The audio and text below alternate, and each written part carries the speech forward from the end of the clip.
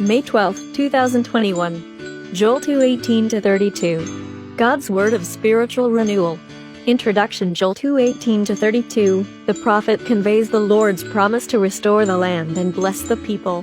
God promises to send His Spirit upon all the people. Today's scripture, Joel 2:32. All who ask the Lord for help will be saved. Today's reading. God restores fertility to the land. 18. Then the Lord showed concern for His land. He had mercy on His people. 19. He answered them, now I am going to give you grain and wine and olive oil, and you will be satisfied. Other nations will no longer despise you. 20. I will remove the locust army that came from the north, and will drive some of them into the desert. Their front ranks will be driven into the Dead Sea, their rear ranks into the Mediterranean. Their dead bodies will stink. I will destroy them because of all they have done to you. 21. Fields, don't be afraid, but be joyful and glad because of all the Lord has done for you. 22. Animals, don't be afraid. The pastures are green, the trees bear their fruit, and there are plenty of figs and grapes. 23. Be glad, people of Zion, rejoice at what the Lord your God has done for you.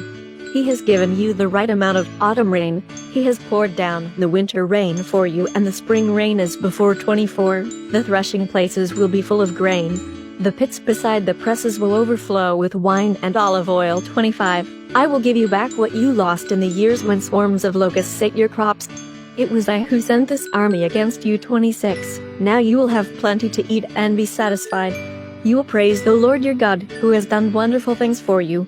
My people will never be despised again. 27. Then, Israel, you will know that I am among you and that I, the Lord, am your God and there is no other. My people will never be despised again. The day of the Lord. 28. Afterward I will pour out my spirit on everyone. Your sons and daughters will proclaim my message. Your old people will have dreams, and your young people will see visions. 29. At that time I will pour out my spirit even on servants, both men and women. 30. I will give warnings of the day in the sky and on the earth. There will be bloodshed, fire, and clouds of smoke. 31. The sun will be darkened, and the moon will turn red as blood before the great and terrible day of the Lord comes. 32. But all who ask the Lord for help will be saved. As the Lord has said, some in Jerusalem will escape. Those whom I choose will survive. Reflect, what does God promise to do?